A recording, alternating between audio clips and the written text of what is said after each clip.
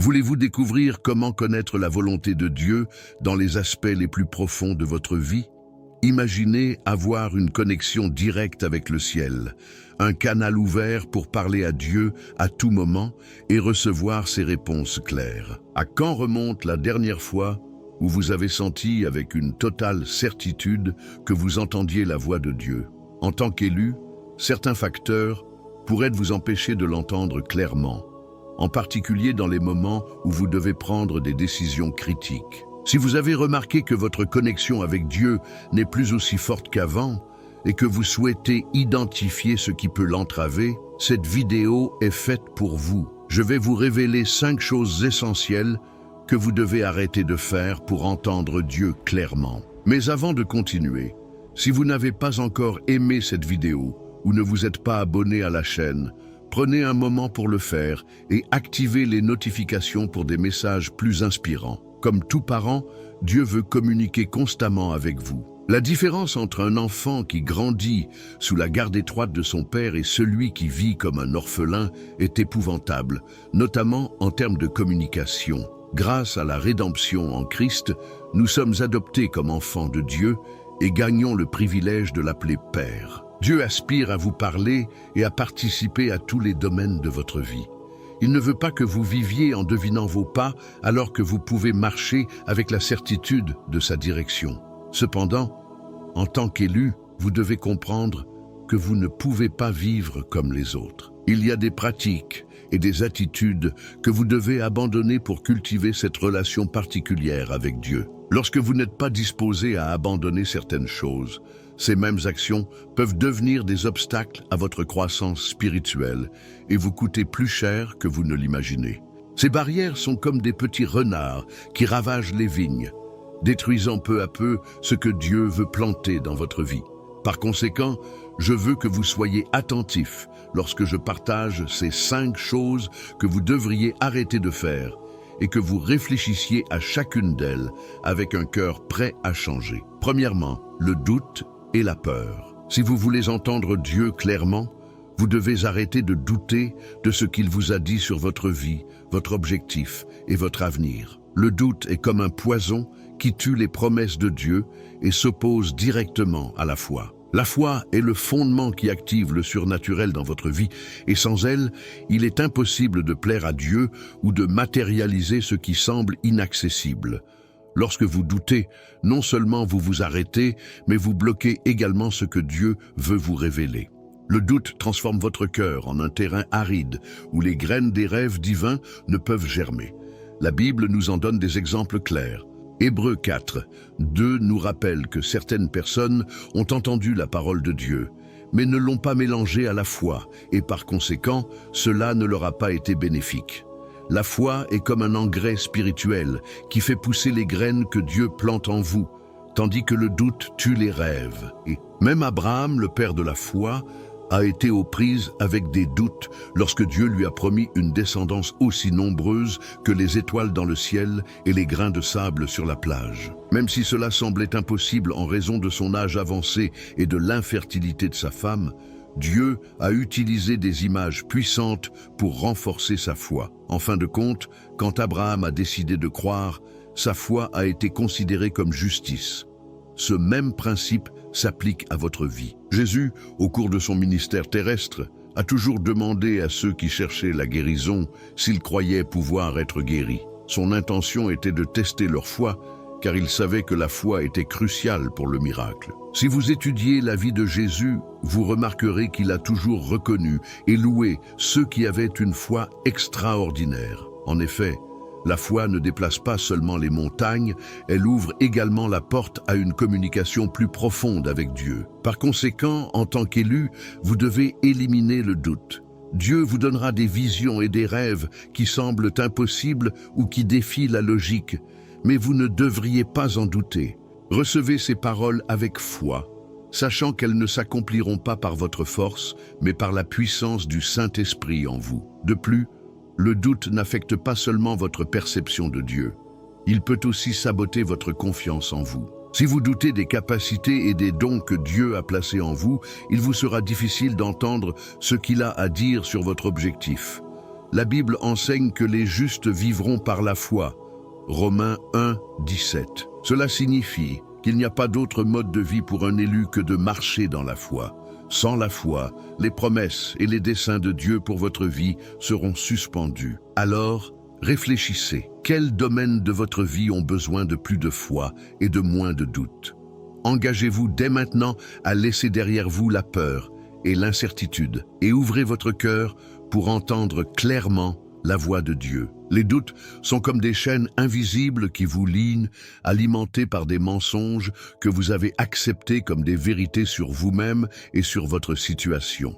Ces mensonges ont été implantés dans votre cœur, à travers des paroles et des situations que l'ennemi a utilisées pour saper votre foi. Alors que la Bible dit que la foi vient en entendant et en entendant la parole de Dieu, le doute entre de la même manière, en entendant la voix de l'ennemi et en croyant à ses mensonges. Cette voix ne se manifeste pas toujours directement. Cela s'infiltre principalement dans votre esprit, semant des graines d'impossibilité et les utilisant pour corrompre votre perception de la réalité. Il peut même utiliser vos proches pour alimenter ces doutes, remettant en question vos visions et vos desseins divins. Le but de ces doutes ne se limite pas à vous paralyser. En tant qu'élu, ce que vous portez en vous a une plus grande portée. Il s'agit d'impacter et de libérer les autres. Pour cette raison, l'ennemi cherche à vous déstabiliser, car il ne s'attaque pas seulement à vous, mais aussi à la mission que vous portez. Si vous permettez aux doutes de gouverner votre cœur, vous rejetez les promesses de Dieu et mettez en péril le but pour lequel vous avez été créé. Annuler ces doutes nécessite une approche active et consciente. Utilisez la parole de Dieu comme antidote. Recherchez dans les Écritures des passages qui répondent aux doutes de votre cœur. Lorsque vous doutez de Dieu, vous remettez en question sa nature, son caractère et l'intégrité de sa parole. La Bible est claire à ce sujet. Les paroles du Seigneur sont pures, comme l'argent affiné dans un four d'argile, 7 fois purifié. Psaume 12, 6. Ces mots ont été testés et ont résisté à l'épreuve du temps. La parole de Dieu ne revient pas vide. Il remplit toujours le but pour lequel il a été envoyé. En comprenant cela, vous devriez commencer à voir le doute comme un signe d'incompréhension de la nature et des promesses de Dieu. Passez du temps à étudier qui il est, ses capacités et sa fidélité, et votre foi grandira automatiquement. En plus du doute, la peur est un autre ennemi implacable qui fait taire la voix de Dieu dans votre cœur. L'expression « ne craignez rien » apparaît dans la Bible environ 365 fois. Un rappel quotidien que Dieu ne veut pas que vous viviez sous le joug de la peur. La peur est un outil paralysant de l'ennemi qui vous neutralise complètement, vous privant de votre capacité à entendre Dieu et à agir selon sa parole. Lorsque vous êtes submergé par la peur, vous ne pouvez même pas faire de petits pas vers le dessein de Dieu pour votre vie, car vous êtes submergé par des pensées d'échec et de honte. La peur vous enferme dans un cycle d'inaction, vous faisant reculer alors que vous devriez hardiment avancer. Au lieu de parler avec assurance, la peur vous fait bégayer. Au lieu de tenir bon, cela vous oblige à fuir. C'est pourquoi il est essentiel d'éradiquer la peur de votre vie. Dieu ne peut pas marcher avec quelqu'un qui est confiné par ses peurs, car celle-ci contrecarre sa voie et sa direction. Rappelez-vous, celui qui est en vous est plus grand que celui qui est dans le monde. 1 Jean 4, 4. Ce verset est une ancre pour le cœur de chaque élu, un rappel que quelle que soit l'ampleur de la menace, Dieu est plus grand. L'une des peurs les plus courantes parmi les élus est la peur de l'échec. Mais si Dieu vous confie une mission, il vous donnera aussi la force de l'accomplir. Ayez l'assurance qu'il ne ment pas et qu'il tient toujours ses promesses. Au lieu de vous concentrer sur ce qui pourrait mal tourner, commencez à marcher dans la certitude de sa parole, sachant que chaque pas vous rapproche du but qu'il a conçu pour vous. Enfin, il est crucial de considérer le contenu que vous consommez dans ce monde saturé de technologie. En tant qu'élu, votre chemin n'est pas le même que celui de ceux que vous avez été appelés à libérer. Bien souvent, les élus tombent dans le piège de se comparer aux autres, oubliant que leur chemin est conçu de manière unique. N'oubliez pas que les libérateurs sont confrontés à des défis et à des sacrifices que d'autres n'ont pas à endurer. Tout comme Moïse, Jésus ou Joseph ont traversé des épreuves uniques, vous devrez également traverser des situations difficiles qui prépareront votre cœur et votre esprit à accomplir votre objectif. Comprendre que les épreuves auxquelles vous faites face ont pour but de vous façonner et de vous préparer à la mission que Dieu a pour vous est la clé. En tant qu'élu, vous ne pouvez pas gérer les réseaux sociaux ou consommer du contenu comme le feraient d'autres. Internet, bien qu'utile, est devenu un champ de bataille où l'ennemi sème des distractions qui vous éloignent de votre objectif. Vous êtes la cible principale de ces distractions, car l'ennemi sait que vous égarer signifie aliéner beaucoup d'autres qui dépendent de votre obéissance. C'est pourquoi vous devez éliminer les habitudes et les activités peu édifiantes, même si elles ne sont pas explicitement pécheresses.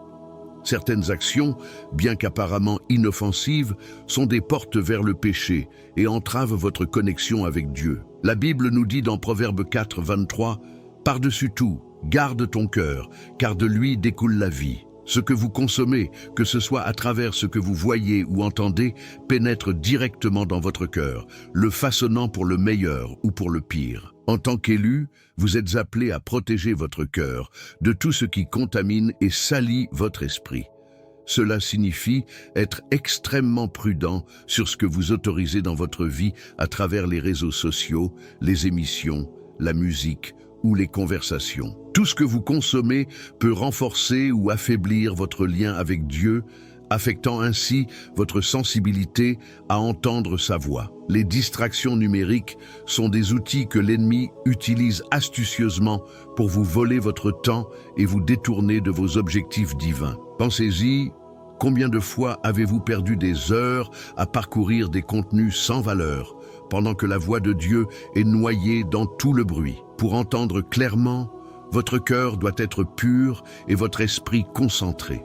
La clé est de vous entourer de contenus qui élèvent votre esprit et de personnes qui partagent votre même vision. Vous entourer d'un environnement divin vous aidera à rester concentré sur votre mission. Les sermons, les chants chrétiens et les enseignements basés sur la parole de Dieu sont des outils puissants que vous pouvez utiliser pour nourrir votre esprit au quotidien.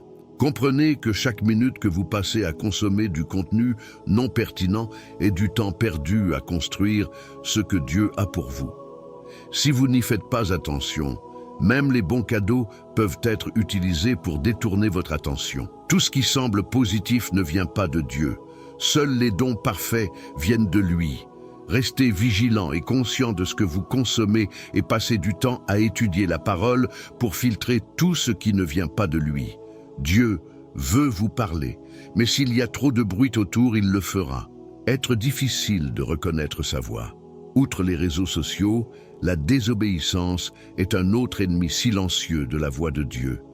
Lorsque vous ignorez une instruction divine, non seulement vous faites taire la voix de Dieu dans votre vie, mais vous vous éloignez de son objectif. Dieu ne se révèle pas pleinement à ceux qui ne veulent pas suivre sa direction. La désobéissance est comme un blocage spirituel qui endurcit votre cœur et vous déconnecte de la direction divine. Si vous voulez maintenir une relation étroite avec Dieu, l'obéissance est essentielle. L'exemple d'Abraham est un guide pour chaque élu. Lorsque Dieu lui a demandé de quitter sa terre et sa famille, Abraham a obéi sans poser de questions, même s'il ne savait pas où le chemin le mènerait. Sa volonté d'obéir inconditionnellement l'a amené à un niveau d'intimité avec Dieu que peu de gens ont atteint. À cause de son obéissance, Abraham fut appelé ami de Dieu et devint si digne de confiance que Dieu partagea ses plans avec lui avant d'agir. Cette relation ne s'est pas construite du jour au lendemain, mais grâce à un modèle constant d'obéissance et de foi. Lorsque Dieu vous donne des instructions et que vous choisissez de les ignorer, non seulement vous bloquez sa voie, mais vous perdez également des occasions de grandir en confiance et en profondeur spirituelle. L'obéissance ouvre les portes d'une relation intime avec Dieu, tandis que la désobéissance les ferme lentement. Vous devez vous demander: suis-je prêt à obéir, même si je ne comprends pas entièrement le plan? Dieu honore l'obéissance parce qu'elle est une démonstration de foi et de confiance en son caractère. N'oubliez pas que la mission qui vous a été confiée en tant qu'élu est plus grande que n'importe quelle distraction momentanée. Chaque décision que vous prenez doit être alignée sur cet objectif. Ne laissez pas les réseaux sociaux, la désobéissance ou quoi que ce soit d'autre vous faire dérailler. Si vous concentrez votre cœur et votre esprit sur les choses de Dieu, vous serez mieux préparé à entendre sa voix et à suivre sa direction. La désobéissance n'est pas simplement un acte. C'est un message que vous envoyez à Dieu, lui disant que vous n'avez pas besoin de ses conseils, de sa direction ou de sa voix. Cet acte va au-delà d'une simple décision, car il est souvent le reflet d'un cœur orgueilleux qui fait plus confiance à sa propre intelligence qu'à la sagesse divine. Vous pensez peut-être savoir comment les choses devraient être faites selon les règles du monde, mais Dieu n'opère pas toujours selon les chemins habituels. Un exemple parfait est celui des Israélites qui voulaient démolir le mur de Jéricho. Dieu leur a demandé de faire quelque chose qui semblait illogique, marcher autour du mur pendant des jours et crier à la fin. Cette stratégie n'était ni conventionnelle ni logique, mais elle démontrait un principe essentiel. L'obéissance apporte des résultats. Dieu ne parle pas constamment, mais quand il le fait, son but est clair, votre bien-être et votre progrès. Il y a des moments où il reste silencieux, parce qu'il s'attend à ce que vous preniez des décisions basées sur sa parole et sur des principes révélés précédemment. Cependant, lorsqu'il donne des instructions directes, appréciez-les. Obéir à ce qu'il vous demande rendra sa voix plus claire dans votre vie, tandis que lui, désobéir crée de la confusion et de la déconnexion. La Bible promet que si vous avez de la volonté et êtes obéissant, vous mangerez les meilleurs produits du pays. Ésaïe 1:19. Cela signifie que les lois et les instructions de Dieu ne sont pas un fardeau. Ce sont des outils pour votre préservation, votre croissance et votre prospérité. Lorsque vous ignorez les instructions de Dieu, vous rejetez la sagesse de celui qui connaît la fin depuis le début. Dieu a vu chaque détail de votre vie avant votre naissance. Et ses commandements ne sont pas destinés à vous limiter, mais à vous protéger et à vous conduire au succès. Aucun parent ne souhaite l'échec ou le déshonneur à ses enfants, et encore moins Dieu, qui est pleinement engagé dans votre excellence et votre établissement. Il ne veut pas que vous marchiez dans le chaos, mais sur un chemin clair qui glorifie son nom. La désobéissance est dangereuse, car non seulement elle met votre vie en danger, mais elle active les conséquences inhérentes à la violation des lois divines. Les lois de Dieu sont conçues pour maintenir l'ordre et l'harmonie, et lorsqu'elles sont enfreintes, le résultat est le chaos. Ces lois comportent des jugements intégrés. En les cassant, vous vous blessez. Dieu n'a pas besoin de vous punir directement, car les lois elles-mêmes ont des conséquences automatiques. Par conséquent, en tant qu'élu, vous devez considérer la désobéissance comme une option en dehors de votre chemin. Le libre arbitre est un don, mais l'utiliser judicieusement signifie s'aligner sur les lois de Dieu. La folie, en revanche, consiste à rejeter sa sagesse, ce qui conduit inévitablement à la destruction. De nombreux élus ont pris des décisions insensées qui ont non seulement affecté leur vie, mais aussi leur destinée éternelle. L'Écriture dit dans Deutéronome 30, 19, « Aujourd'hui, j'en prends à témoin contre vous le ciel et la terre, que j'ai mis devant toi la vie et la mort, la bénédiction et la malédiction. Choisissez la vie, afin que vous et votre descendance viviez. » Ce verset révèle que vos décisions affectent non seulement vous, mais aussi vos enfants et les personnes qui dépendent de vous. Si vous sentez que la voix de Dieu s'est affaiblie dans votre vie, il est temps de réfléchir. Demandez-vous, ai-je obéi à la dernière instruction que Dieu m'a donnée? Souvent, Dieu ne donne pas de nouvelles directions tant que vous n'avez pas accompli ce qu'il vous a déjà demandé. Il ne parle pas juste pour parler. Sa parole a toujours un but. Lorsque vous choisissez de l'ignorer, vous dites à Dieu que sa voix ne vous concerne pas, et cela peut conduire à une distance dans votre relation avec lui. La désobéissance est aussi un reflet d'orgueil. Cette fierté doit être remplacée par l'humilité pour que vous puissiez revenir sur le bon chemin. Soumettez-vous à Dieu et ouvrez-vous à ses conseils. Faites comme le psalmiste, qui aimait les lois de Dieu et les gardait toujours présentes dans sa vie. Ces lois ne constituent pas des restrictions, mais une protection pour votre vie et votre objectif. Enfin, vous devez vous concentrer sur le plaisir de Dieu et non des gens. De nombreux élus se sont égarés en donnant la priorité à l'approbation des autres plutôt qu'à l'obéissance à Dieu. Ce changement peut être subtil et passer inaperçu, mais il commence toujours par de petites décisions qui reflètent un cœur enclin à la reconnaissance humaine. Votre trésor est là où se trouve votre cœur, et votre cœur révèle vos véritables priorités. Il est temps de s'arrêter et de réfléchir profondément à ce qui motive réellement vos actions et vos motivations. Vous pouvez continuer à travailler dans l'œuvre du Seigneur, mais votre cœur a changé de direction. Ce que vous avez fait autrefois dans le seul but de glorifier Dieu a peut-être maintenant été détourné vers la recherche de l'approbation des hommes ou d'une reconnaissance personnelle.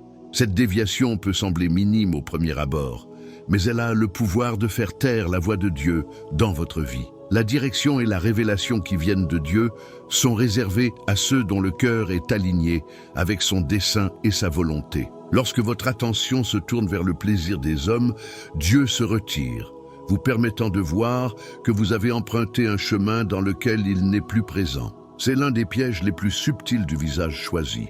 Partir d'intentions pures, mais se laisser égarer par les distractions du matérialisme et des désirs terrestres. Beaucoup ont bien commencé avec un cœur donné à Dieu, mais en cours de route, ils ont laissé les tentations les éloigner de sa présence. Ce n'est pas que ce soit mauvais de vouloir faire de grandes choses pour Dieu, mais l'accent doit toujours être mis sur sa glorification et la bénédiction des autres, sans jamais nourrir l'ego ni satisfaire les désirs personnels. La Bible nous avertit dans Jacques 4, 4 « Quiconque veut être ami du monde devient ennemi de Dieu ».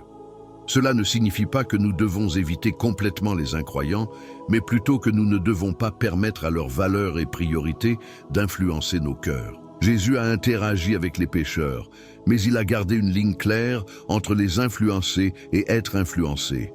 En tant qu'élu, vous devez protéger votre entourage, en vous entourant de personnes qui partagent votre amour pour Dieu et qui vous mettent au défi de grandir spirituellement. De plus, veillez à ce que vos motivations soient toujours transparentes devant Dieu. Vous ne pouvez rien lui cacher et il voit la partie la plus profonde de votre cœur. Si votre motivation est de plaire aux gens ou de rechercher la richesse matérielle, vous finirez par perdre votre lien avec Dieu. On ne peut pas servir deux maîtres. Vous devez décider si votre vie sera orientée vers le royaume de Dieu ou vers les choses terrestres. Colossiens 3, 2 nous rappelle « Concentrez-vous sur les choses d'en haut et non sur celles de la terre ». Il s'agit d'un puissant rappel pour réaligner nos priorités. Une autre distraction importante qui fait taire la voix de Dieu est l'activité excessive. Nous vivons à une époque où la lutte pour la survie économique consomme une grande partie de notre énergie et de notre temps. De nombreuses familles sont piégées dans un cycle de travail sans fin, ne laissant que peu de place à l'essentiel. Le temps passé avec Dieu, les liens familiaux et le repos spirituel. L'activité n'est pas toujours synonyme de productivité ou d'efficacité. Vous pouvez être très occupé et pourtant être loin des objectifs qui comptent vraiment. Dans ce monde en évolution rapide, il est facile de tomber dans le piège de mesurer le succès par la quantité de tâches accomplies, plutôt que par la qualité et l'impact de ces tâches. Dieu ne mesure pas votre vie en fonction de votre activité, mais en fonction de la manière dont vous utilisez votre temps pour sa gloire. Si vous négligez votre relation avec Dieu dans la poursuite de vos objectifs terrestres, vous perdrez le but éternel pour lequel vous avez été créé. La clé est de rechercher premièrement le royaume de Dieu, comme le dit Matthieu 6, 33. Mais cherchez premièrement le royaume de Dieu et sa justice, et toutes ces choses vous seront données par-dessus.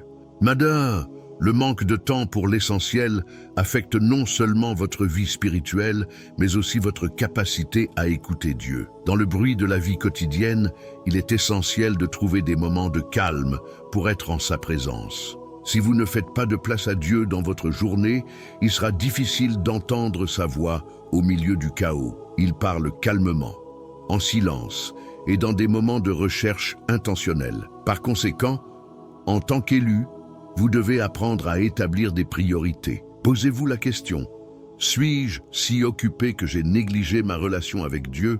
Ai-je laissé les exigences de la vie me détourner de ce qui compte vraiment? Si tel est le cas, Il est temps de réorganiser votre vie en faisant place à l'Éternel. Passez du temps à prier, à méditer et à lire la parole de Dieu.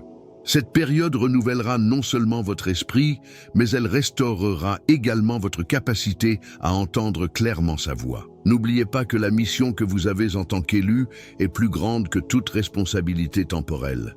Dieu vous a appelé à être une lumière dans un monde de ténèbres, et pour remplir cet appel, vous devez être en phase avec sa voix. Ne laissez pas l'agitation, le matérialisme ou les distractions terrestres vous empêcher de ce qui compte vraiment. Concentrez-vous sur le fait de plaire à Dieu et il dirigera vos pas à chaque étape de votre vie. Être trop occupé peut constituer un obstacle silencieux mais puissant à l'écoute de la voix de Dieu. Lorsque votre emploi du temps est saturé d'activités et de soucis, le bruit mental et émotionnel vous empêche de discerner sa direction. Un exemple clair se trouve dans l'histoire de Marthe et Marie. Lorsque Jésus leur rendit visite, Marthe se précipita pour s'occuper dans la cuisine, tandis que Marie décida de s'asseoir aux pieds de Jésus et d'écouter ses enseignements. Même si Marthe avait de bonnes intentions, Jésus lui rappela qu'elle était inquiète et affligée par beaucoup de choses, et qu'une seule était vraiment nécessaire. Cette leçon n'était pas un reproche envers Marthe,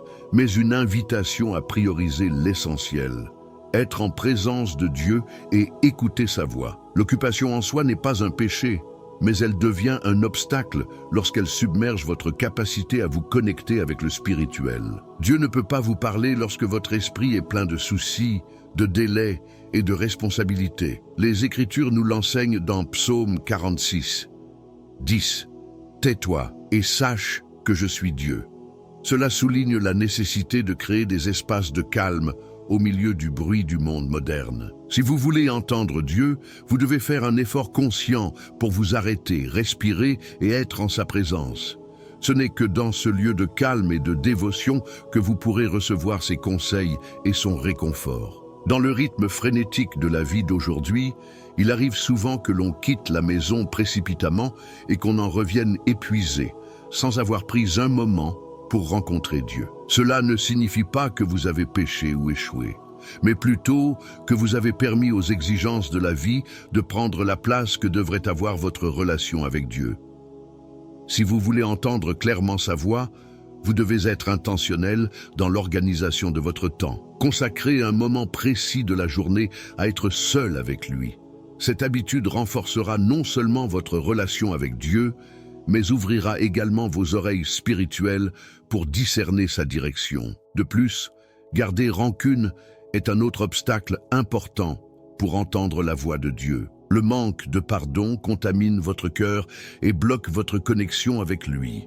Dieu nous appelle à pardonner parce que nous avons été pardonnés. Même si le pardon n'est pas facile, c'est une discipline nécessaire pour garder un cœur pur et sensible. Les Écritures disent que l'amour de Dieu a été répandu dans nos cœurs, Romains 5:5, ce qui signifie que le pouvoir de pardonner est déjà en vous. Le pardon n'est pas seulement un acte d'obéissance, mais une clé pour libérer votre cœur des fardeaux inutiles et permettre à Dieu de parler clairement dans votre vie.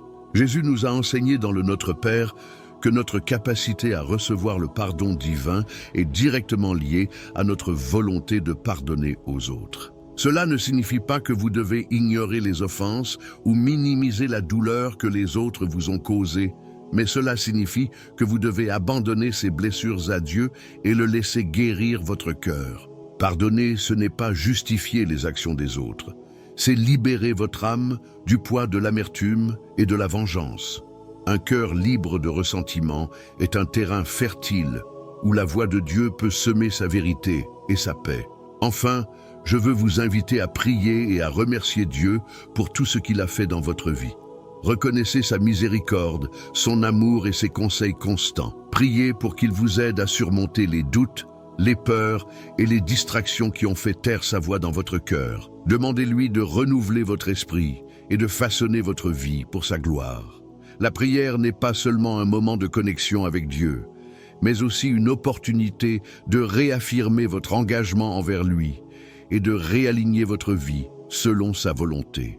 Cher Père Céleste, en ce moment j'élève ma prière vers toi, rejetant tout doute qui a tenté de s'installer dans mon cœur. Je déclare que j'ai pleinement confiance en vos promesses et prophéties concernant ma vie. Seigneur, donne-moi une foi inébranlable qui reste ferme face à tout défi, une foi qui n'abandonne pas les circonstances, mais qui s'accroche à ta parole.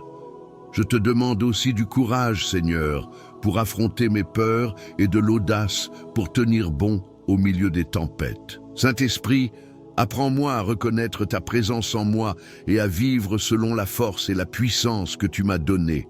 Aide-moi à comprendre qu'avec toi, l'impossible devient possible. Seigneur, je veux apprendre à protéger mon cœur et à garder mon esprit. Apprends-moi à faire taire les distractions, à trouver le calme en toi et à concentrer mon regard sur les choses qui édifient et purifient.